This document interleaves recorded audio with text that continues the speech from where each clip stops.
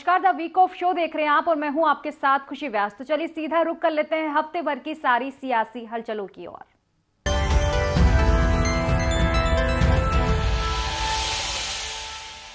संघर्षों के साये में हरदम आजादी पलती है, इतिहास उधर मुड़ जाता है जिस और जवानी चलती है। ये लाइनें अक्सर राजनीतिक मंचों पर सुनते हैं, लेकिन इस पर अमल नहीं होता। सियासत में युवा पीढ़ी की उपयोगिता आंदोलन प्रदर्शन तक सिमट कर रह जाती है। चुनाव के समय जरूर राजनीतिक दलों को युवाओं की याद आती है। एमपी में भी यही हो रहा है। लोकसभा चुनाव के पहले कांग्रेस ने बड़ा ऐलान किया है कि लोकसभा में आधे से अधिक सीटों पर युवाओं को टिकट मिलेगा। देखिए रिपोर्ट।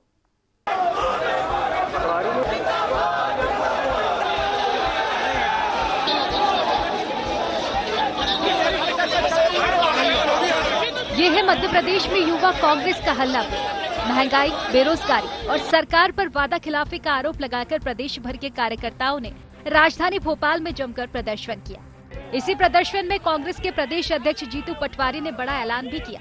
उन्होंने कहा कि लोकसभा की आधी सीटों पर कांग्रेस इस बार युवाओं को मौका देने जा रही है। हमने निर्णय लिया कि इस बार लोकसभा की 29 सीट में से 16 सीट 50% से ज्यादा हम 50 साल से नीचे के युवाओं को देंगे। ये याद रखना। मैं अनुरोध करना चाहता हूं, 50 साल में युवक कांग्रेस की सीमा पार हो जाती, पर उससे आधी 16 में से 8 सिर्फ युवक कांग्रेस के साथियों को ही लोकसभा का टिकट मिलेगा। ये मैं आप सबसे अनुरोध करना चाहता हूं। दरअसल मध्य प्रदेश में कांग्रेस के सामने लोकसभा चुनाव बड़ी चुनौती है।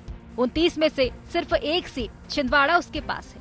कई लोकसभा क्षेत्र तो ऐसे हैं जहां कई दशकों से कांग्रेस नहीं जीत पाई है। युवाओं पर दाव लगाकर यहां कांग्रेस नया नेतृत्व खड़ा करना चाहती है। कांग्रेस का मानना है कि युवा उम्मीदवार होंगे तो उनकी ऊर्जा का बेहतर इस्तेमाल होगा। इसके साथ ही नया नेतृत्व भी तैयार हो सकेगा। वहीं भाजपा कांग्रेस के इस दाव को शिगुफेबाजी करार दे रही है। भाजपा का कहना है कि कांग्रेस के बड़े नेता मोदी लहर में चुनाव लड़ने से कतरा रहे हैं। किसी न किसी को तो लड़ना ही पड़ेगा, ऐसे में वो किसी को भी टिकट दे सकती है। भाजपा का ये भी कहना है कि कांग्रेस में युवा का मतलब सिर्फ नेता पुत्र होता है। युवाओं को टिकट भी मिलेंगे तो ठीक वैसे ही जैसे इससे पहले नकुल नाथ, जयवर्धन सिंह और विक्रांत भूरिया को मिले। कांग्रेस में कोई चुनाव लड़ना नहीं चाहता, केवल सभी लोग राज्यसभा की ओर भाग रहे हैं। कोई श्रीमती सोनिया गांधी जी का नाम ले रहा है, कोई कमलनाथ जी का नाम ले रहा है। ये तो कांग्रेस के अंदर चुनाव लड़ने वाले मिलने नहीं है। कई प्रत्याशियों तो कांग्रेस की जमानत जब्त होने वाली है। मध्य प्रदेश में कांग्रेस के पास लोकसभा चुनाव में खोने के लिए कुछ नहीं है। ऐसे में वो इस चुनाव में कोई भी प्रयोग कर सकती है। युवाओं पर दाव इसी का एक हिस्सा है। देखना ये है कि इससे उसे कितना फायदा मिलता है और बीजेपी पर उसका क्या असर पड़ता है। Bureau report, IND24। Madhya Pradesh में जल्द ही चुनावी संग्राम शुरू होने जा रहा है। लोकसभा चुनाव में दोनों पार्टियां पूरी ताकत झोंकने की तैयारी में है, लेकिन इससे पहले ही एक और चुनावी रण चल रहा है और वो है राज्यसभा का। मध्य प्रदेश से 5 राज्यसभा सदस्यों के लिए चुनाव होने हैं। इनमें 4 सदस्य भाजपा के चुने जाने हैं तो 1 सदस्य कांग्रेस से संसद के उच्च सदन में जाएगा। दोनों पार्टियों ने नामांकन की आखिरी तारीख के एक दिन पहले अपने पत्ते भी खोल दिए हैं। देखिए रिपोर्ट। मध्य प्रदेश में जल्द ही चुनावी संग्राम शुरू होने जा रहा है। लोकसभा चुनाव में दोनों पार्टियां पूरी ताकत झोंकने की तैयारी में है, लेकिन इससे पहले ही एक चुनावी रण चल रहा है, वो है राज्यसभा का। मध्य प्रदेश से 5 राज्यसभा सदस्यों के लिए चुनाव होने हैं। इनमें 4 सदस्य भाजपा के चुने जाने हैं तो 1 सदस्य कांग्रेस से संसद के उच्च सदन में जाएगा। दोनों पार्टियों ने नामांकन की आखिरी तारीख के एक दिन पहले अपने पत्ते खोल दिए हैं। भाजपा के उम्मीदवार। भाजपा ने केंद्रीय मंत्री डॉक्टर एल मुरुगन को उम्मीदवार बनाया है। अनुसूचित जाति के डॉक्टर मुरुगन तमिलनाडु से ताल्लुक रखते हैं। किसान नेता बंशीलाल गुर्जर भाजपा के दूसरे राज्यसभा उम्मीदवार हैं। बंशीलाल मंदसौर के रहने वाले हैं। किसानों के बीच अच्छी पकड़ है। माया नारोलिया भाजपा की तीसरी राज्यसभा उम्मीदवार है। नर्मदापुरम की माया नारोलिया को उम्मीदवार बनाकर भाजपा ने महिला कोटा भी पूरा किया है। भाजपा के चौथे राज्यसभा उम्मीदवार उमेश नाथ महाराज वाल्मीकि समाज के संत हैं। उमेश नाथ महाराज उज्जैन के वाल्मीकि धाम के पीठाधीश्वर भी हैं। इस तरह देखें तो भाजपा ने राज्यसभा चुनाव से भी क्षेत्रीय और जाति समीकरणों को साधने की पूरी कोशिश की। इसे भाजपा अपनी सर्वस्पर्शी सर्वसमावेशी राजनीति का नमूना बता रही है। तो इसके साथ ही कांग्रेस में एक राज्यसभा सीट के लिए चली खींचतान पर तंज भी कस रही है। 4 ऐसे कार्यकर्ताओं को अवसर दिया है जिन्होंने भारतीय जनता पार्टी के लिए हमेशा एक कार्यकर्ता के नाते से महत्वपूर्ण भूमिका निभाई। उमेश नाथ जी महाराज जो वाल्मीकि समाज के इस प्रदेश नहीं देश के अंदर जिनकी ख्याति है और उन्होंने सामाजिक दृष्टि से बड़ा काम इस देश के अंदर और प्रदेश के अंदर उन्होंने किया है। एल मुरुगन जी जो पहले यहाँ से सम्मानीय सदस्य थे, कैबिनेट के मंत्री हैं, साथ में ही भारतीय जनता पार्टी के हमारे ऐसे कार्यकर्ता जिन्होंने बूथ से लेकर प्रदेश के महामंत्री तक भूमिका निभाई, भाई बंसीलाल गुर्जर जी। भारतीय जनता पार्टी के नेतृत्व ने देश के अंदर महिलाओं को सशक्त बनाने में महिला मोर्चे को भी इस बार जो प्रतिनिधित्व दिया है हमारी महिला मोर्चे की सम्मानीय अध्यक्ष माया नारालिया जी को, मुझे विश्वास है कि राज्यसभा में चारों के चारों हमारे कार्यकर्ता अपनी महत्वपूर्ण भूमिका प्रदेश के विकास के लिए निभाएंगे। कि पूरी तरीके से आज कांग्रेस अप्रासंगिक हो गई, अस्तित्व खो रही है। कांग्रेस इससे इनकार भी नहीं कर सकती क्योंकि उसमें राज्यसभा सीट को लेकर खींचतान तो कहीं न कहीं दिखी। कांग्रेस को एक सीट ओबीसी नेता राजमणि पटेल का कार्यकाल पूरा होने पर मिल रही है। चर्चा थी कि इस सीट से किसी ओबीसी नेता को ही राज्यसभा भेजा जाएगा। इनमें पीसीसी चीफ जीतू पटवारी, पूर्व पीसीसी चीफ अरुण यादव, पूर्व मंत्री कमलेश्वर पटेल के नाम की चर्चा थी। लेकिन इसी बीच खबर आई कि कमलनाथ खुद राज्यसभा जाने की तैयारी में है। सोनिया गांधी से मुलाकात और भोपाल के बंगले पर विधायकों को उनके डिनर को इसी से जोड़कर देखा गया। लेकिन इसके बाद पीसीसी ने सोनिया गांधी को मध्य प्रदेश से राज्यसभा भेजने का प्रस्ताव भेज दिया। बाद में इन सारे नामों से हटकर पूर्व सांसद मीनाक्षी नटराजन का नाम आया और आखिर में ग्वालियर के अशोक सिंह को मौका मिला। कौन है अशोक सिंह? अशोक सिंह ग्वालियर चंबल अंचल के बड़े नेता माने जाते हैं। अशोक सिंह की गिनती दिग्विजय सिंह के खास समर्थकों में होती है। अशोक सिंह 3 बार लोकसभा का चुनाव लड़ चुके हैं। मौजूदा समय में कांग्रेस के कोषाध्यक्ष और अनुशासन समिति के अध्यक्ष हैं। अशोक सिंह के जरिए कांग्रेस ने ग्वालियर चंबल अंचल में सिंधिया फैक्टर से मुकाबले की कोशिश की है। माना जा रहा है कि बड़े नेताओं की खींचतान के बाद ही अशोक सिंह को राज्यसभा जाने का मौका मिल रहा है। हालांकि कांग्रेस के नेता इस बात को नकार रहे हैं कि पार्टी में राज्यसभा सीट को लेकर कोई खींचतान थी। उल्टे वो भाजपा पर ही बाहरी लोगों को मौका देने का आरोप लगा रहे हैं। कांग्रेस का सवाल है कि भाजपा को आखिर मध्य प्रदेश में उम्मीदवार क्यों नहीं मिलते, जो हर बार भारी को मौका दिया जाता है। आपको लगता चौंकाने वाला, लेकिन पार्टी को नहीं लगता चौंकाने वाला, क्योंकि पार्टी में अशोक सिंह जी ने काफी समय दिया है और उनका योगदान है एक काफी है और एक पार्टी की असेट है वो। और ग्वालियर में से हमने उन्हें इसलिए चुना है कि सिंधिया के सामने एक महाराज के सामने एक तैयार तो करना था, शेर हमने तैयार करके दे दिया। एल मुरुगन जी कहाँ के? मध्य प्रदेश के। क्या मध्य प्रदेश के राज्यसभा सदस्य भारतीय जनता पार्टी को नहीं मिले? तो अगर बाहर के लोग आयात करके आप करना चाहती है भारतीय जनता पार्टी, तो मध्य प्रदेश के जो दावेदार है, नेता है, उनका क्या है? चुनाव कोई भी हो, नीति के साथ नेतृत्व पर भी लड़ा जाता है। बात जब भी कांग्रेस की आती है तो हमेशा एक बात सामने आई है, कांग्रेस चुनाव में सामने वाले दल से ही नहीं, अपनों से ही लड़ती है। राज्यसभा उम्मीदवार के ऐलान में चली खींचतान, लोकसभा चुनाव के पहले संदेश तो यही गया है कि कांग्रेस में अभी भी सब कुछ ऑल इज वेल नहीं है। Bureau report, IND 24। Madhya Pradesh की सियासी फिजा बदल रही है। सियासी दलों के सुल्तान बदले, सल्तनत भी नए सिरे से चलने लगी है। अब लोकसभा का चुनाव दोनों दलों के आला नेताओं की काबिलियत का इम्तिहान होगा। बात भाजपा की करें तो अब तक सबसे बड़ा चुनावी चेहरा रहे शिवराज सिंह चौहान इस बार मुख्य भूमिका में नजर नहीं आएंगे। प्रदेश अध्यक्ष VD शर्मा के साथ इस बार CM डॉक्टर मोहन यादव की जोड़ी नजर आएगी। इसके साथ ही क्लस्टर प्रभारी के रूप में भाजपा ने अपने दिग्गजों को अलग अलग इलाके सौंपे हैं। देखिए रिपोर्ट। मध्य प्रदेश की सियासी फिजा बदल रही है। सियासी दलों के सुल्तान बदले, सल्तनत भी नए सिरे से चलने लगी है। अब लोकसभा का चुनाव दोनों दलों के आला नेताओं की काबिलियत का इम्तिहान होगा। बात सबसे पहले भाजपा की करें तो अब तक सबसे बड़ा चुनावी चेहरा रहे शिवराज सिंह चौहान इस बार मुख्य भूमिका में नजर नहीं आएंगे। पार्टी ने उन्हें दक्षिण की ओर भेज दिया है। प्रदेश अध्यक्ष VD शर्मा के साथ इस बार CM डॉक्टर मोहन यादव की जोड़ी नजर आएगी। इसके साथ ही क्लस्टर प्रभारी के रूप में भाजपा ने अपने दिग्गजों को अलग अलग इलाके सौंपे हैं। भाजपा के सूबेदार डॉक्टर नरोत्तम मिश्रा सागर, राजेंद्र शुक्ला भोपाल, विश्वास सारंग उज्जैन, जगदीश देवड़ा इंदौर, प्रहलाद पटेल रीवा, कैलाश विजयवर्गीय जबलपुर, भूपेंद्र सिंह ग्वालियर। भाजपा ने इस तरह अपने दिग्गजों को अलग अलग अंचलों की जिम्मेदारी दी है। यहाँ ये चुनावी रणनीति तय करने में जुट गए हैं। सभी को अपने जिम्मे वाले अंचल में जीत दिलाने का जिम्मा मिला है। इन्होंने पार्टी की रणनीति पर काम करना भी शुरू कर दिया है। आपकी पार्टी से, सरकार से उम्मीदें होगी, होना भी चाहिए, और पार्टी को आपकी उम्मीदों पर खरा उतरना भी चाहिए। क्या आप पार्टी की उम्मीदों पर खरे उतर रहे हो?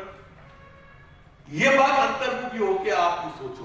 तो वो बी की कैसे बने, बी श्रेणी की है तो ए की कैसे बने, और ए श्रेणी की है तो 370 वोट। हमारे बीडी शर्मा जी ने कल कहा है ना, प्रदेश अध्यक्ष जी ने, हर बूथ पर 370 वोट बढ़ाने का लक्ष्य।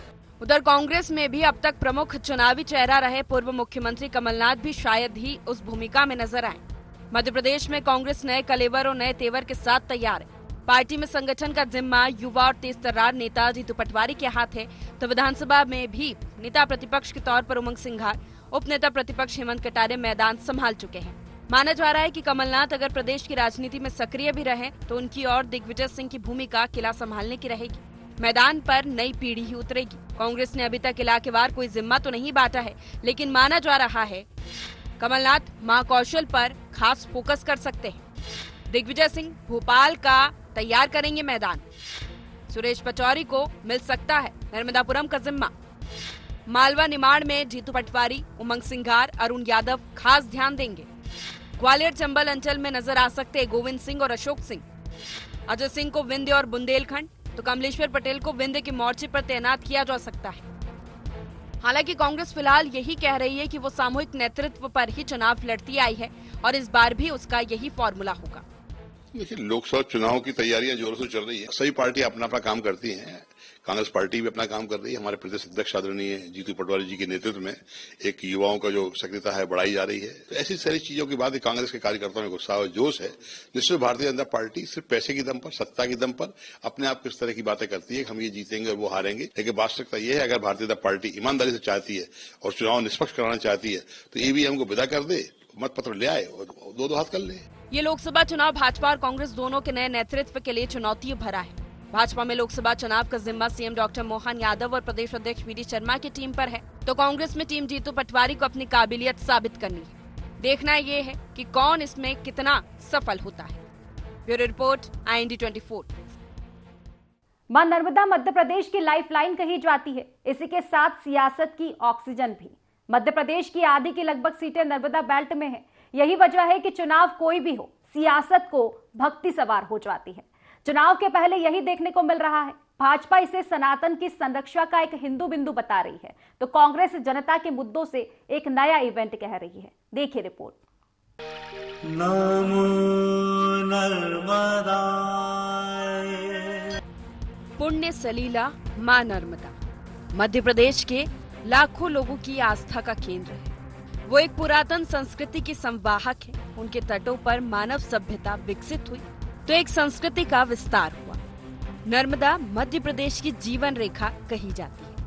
उनका मध्य प्रदेश में लगभग वही स्थान है जो उत्तर भारत में मां गंगा का। नर्मदा मध्य प्रदेश की लाइफलाइन कही जाती है, तो सियासी दलों की चुनावी वैतरणी भी है। और हो भी क्यों ना, मध्य प्रदेश की एक बड़ी आबादी उनके तटों पर बसती है। नर्मदा की शक्ति। मध्य प्रदेश के 16 जिलों से होकर गुजरती है नर्मदा। एमपी की 100 विधानसभा सीटें नर्मदा बेल्ट में आती है।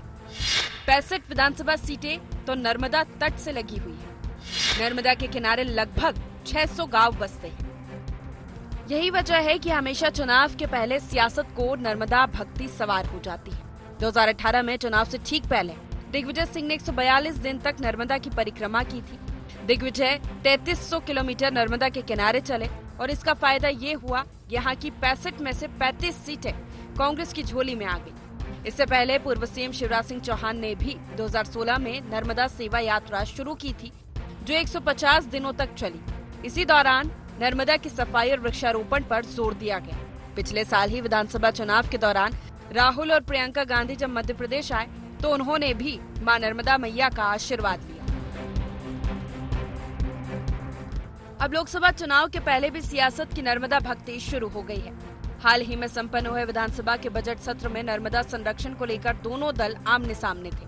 अब इसके बाद नर्मदा प्रकोत्सव पर मध्य प्रदेश में सभी नर्मदा घाटों पर नर्मदा जयंती के कार्यक्रम हुए।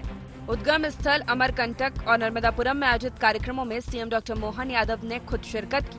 उन्होंने मां नर्मदा का पूजन अर्चन कर नर्मदा सेवा का संकल्प दोहराया। मां नर्मदे पूरे प्रदेश और देश पे यही कृपा बरसाए। हम सब जानते हैं कि नर्मदा माता जी तो एक तरह से मध्य प्रदेश और गुजरात की जीवन दायिनी है। नर्मदा जी के कारण से ये पूरा क्षेत्र और खास करके मध्य प्रदेश का वर्तमान का विकास का जो ग्राफ बढ़ा है उसमें सबसे बड़ा योगदान मां नर्मदा का है। इधर नर्मदा भक्ति पर भाजपा और कांग्रेस आमने सामने दिखी। भाजपा ने कहा कि सनातन आस्था से जुड़ा कोई विषय उसके लिए सियासत का नहीं है, ये उसकी राजनीतिक संस्कृति और संकल्प का हिस्सा है। तो कांग्रेस इसे जनता से जुड़े मुद्दों से मुंह चुराने की कोशिश और इवेंट बाजी करार दे रही है। भारतीय जनता पार्टी के लिए चाहे मां नर्मदा हो या प्रभु श्री राम, कभी चुनावी विषय नहीं रही, हमारी आस्था का विषय। पहले भी जब जब हमारी सरकारें रही, मां नर्मदा जी के अभ्युदय के लिए हमने काम किया और वो निरंतर चलता रहेगा। ये सब विषय तुष्टीकरण प्रेमी सरकारों ने दबा दिए थे, जो अब राष्ट्रवादी सरकार आने के बाद प्रखरता से आ रहे हैं और इनका चुनाव से न लेना है न देना है और ये निरंतर चलने वाली प्रक्रिया है। मां नर्मदा से हम तो यही प्रार्थना करते हैं कि भारतीय जनता पार्टी की यह सरकार मुख्यमंत्री यादव जी के नेतृत्व में वो सारे वादे पूरा करे जो उन्होंने चुनाव के पहले मध्य प्रदेश की जनता के सामने करे थे। उन्हें मां नर्मदा जी से आशीर्वाद लेकर अपने सब वादों को पूरा करने की कसम खानी चाहिए। आज उस दिशा में सरकार के कोई कदम नहीं बढ़े हैं। आप कार्यक्रम रोज करें, कोई आपत्ति नहीं। कुछ ही समय बाद होने जा रहे लोकसभा चुनाव में विकास, सुशासन, जन कल्याण के साथ हिंदुत्व एक बड़ा मुद्दा है। नर्मदा को लेकर सियासत भी इसी का एक हिस्सा है। मध्य प्रदेश में नर्मदा पट्टी चुनावी परिणामों में सीधा असर डालती रही है। देखना यह है कि इस बार किसकी भक्ति से मां नर्मदा प्रसन्न होती है और उनका आशीर्वाद किसको हासिल होता है। Bureau report, IND24। तो देखिए, छत्तीसगढ़ में भी सियासत गरमाई हुई है। छत्तीसगढ़ में ग्रामीण अर्थव्यवस्था को मजबूत करने रूरल इंडस्ट्रियल पार्क की योजना शुरू की गई थी। इस योजना के तहत विभिन्न स्थानों में महिला स्व सहायता समूह के माध्यम से औद्योगिक इकाइयों की स्थापना की गई, लेकिन रीपा प्रोजेक्ट में वित्तीय अनियमितता ने इसे विवादों के घेरे में लाकर खड़ा कर दिया। देखिए रिपोर्ट। छत्तीसगढ़ में सत्ता बदलने के साथ ही सियासी पैमाने भी बदल गए हैं। कल तक चल रही योजनाएं बदली जा रही है। पिछली सरकार जिन योजनाओं की उपलब्धियां बताकर वोट मांग रही थी, अब उनमें ही भ्रष्टाचार के आरोप लग रहे हैं और इस पर रोक लगने लगी। भूपेश सरकार की एक और ऐसी योजना पर संकट के बादल छा रहे हैं। रीपा पर सवाल। ग्रामीण अर्थव्यवस्था को मजबूत करने 300 रूरल इंडस्ट्रियल पार्क की स्थापना। प्रोजेक्ट पर लगभग 600 करोड़ की राशि खर्च की गई। अब भाजपा ने रीपा पर भी अनियमितता के आरोप लगाए। प्रश्नकाल के दौरान भाजपा विधायक धर्मलाल कौशिक ने रीपा का मुद्दा उठाया। खर्च की गई राशि की जांच की हो रही मांग। रीपा प्रोजेक्ट को लेकर सदन में जमकर हंगामा हुआ। सत्ता पक्ष के सदस्यों ने इस प्रोजेक्ट में हुए भ्रष्टाचार को लेकर अपनी ही सरकार को जमकर घेरा भी और जांच की मांग की। सत्ता पक्ष के सदस्यों के दबाव को देखते हुए उप मुख्यमंत्री विजय शर्मा को इस मामले में जांच की घोषणा करनी पड़ी। उन्होंने ऐलान किया कि 3 माह के अंदर प्रदेश के सभी रूरल इंडस्ट्रियल पार्कों में हुए वित्तीय अनियमितताओं की जांच होगी। मुख्य सचिव की अध्यक्षता में बनी समिति इसकी जांच करेगी। उप मुख्यमंत्री ने कहा कि 3 महीने के अंदर जांच होगी। मामले में जो दोषी होंगे उनके खिलाफ कार्रवाई भी की जाएगी। प्रदेश में 300 रीपा स्थापित किए गए हैं, लेकिन जिस प्रकार से रीपा का जो मामला आया और उसमें आज लगभग जगह में जाएंगे तो ताला लटका हुआ मिलेगा। कहीं पर मशीन नहीं है, कहीं मशीन है तो बंद पड़ा हुआ है और सरपंचों से दस्तखत करा करके उसमें अधिकारियों के द्वारा खरीदी की गई। इन सारे मामलों को लेकर के जिस प्रकार से DMF की राशि का कैसे बंदरबाट किया जाता है वो रीपा के माध्यम से देखने को मिला। मुख्य सचिव की अध्यक्षता में कमेटी बना करके जांच होनी चाहिए ताकि सारे मामले सामने आ सके। प्रदेश में 300 स्थानों पर रूरल इंडस्ट्रियल पार्क इस तरीके से रीपा ये बना हुआ है। इसमें सदन में आज विषय भी आया था जिसमें खरीदी की प्रक्रिया विभिन्न स्थानों पर, उसमें प्रोजेक्ट बनाने के लिए भी कई कंपनियों को हायर किया गया। उस कंपनी को हायर करने की प्रक्रिया, उस यूनिट के लिए सामग्री खरीदने की प्रक्रिया, इन सारी प्रक्रियाओं में त्रुटि होना ऐसा पाया गया है। तो जो भी है पहले तो जांच होनी आवश्यक है किसी भी बात के लिए।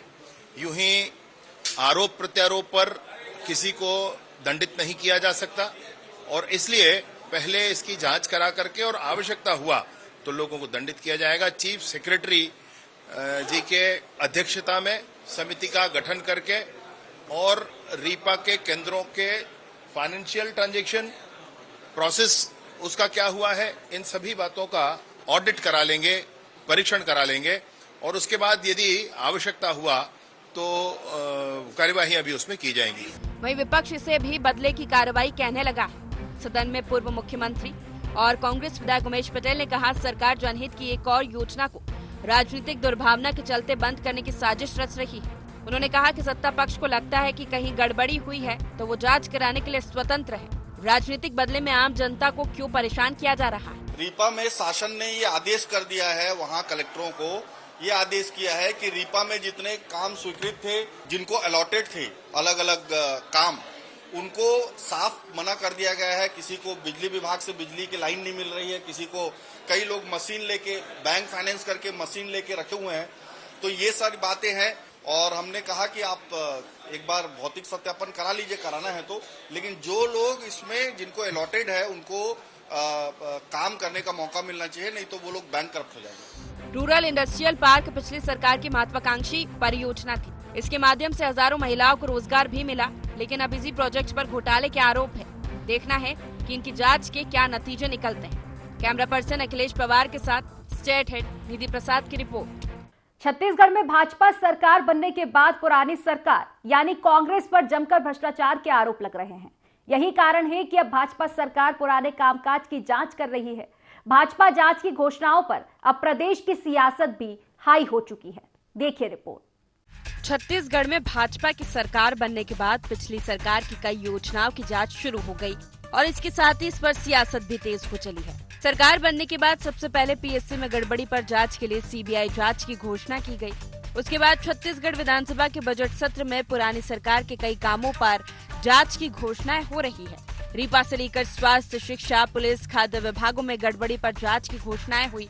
इन घोषणाओं पर अब प्रदेश की सियासत हाई हो गई है। विपक्ष ने जांच की समय सीमा पर सवाल खड़े किए हैं। पूर्व सीएम भूपेश बघेल ने भाजपा सरकार की जांच कमेटियों पर सियासत और राजनीतिक द्वेष का आरोप लगाया है। पीएससी की जांच हो, चाहे आप रीपा की जांच हो, चाहे खाद्य विभाग की जांच की घोषणा आपने की, पहले भी एफआईआर था, रिकवरी भी हुई, अब उसके बाद कुछ जांच कर टाइम बताएंगे। लोकसभा चुनाव पहले आ जाएगा कि केवल पिछली सरकार को बदनाम करने के लिए आप रोज ये जांच हो रहा है, वो जांच हो रहा है, राजीव अमिताभ क्लब की जांच कर रहे हैं, तो गौठान की जांच कर रहे हैं। सवाल ये है कि सरकार बताया कि कितने दिन में पीएससी जांच तो आपने दे दिया सीबीआई को, क्या हुआ? तुरंत कार्रवाई होनी चाहिए, ठोस कार्रवाई होनी चाहिए।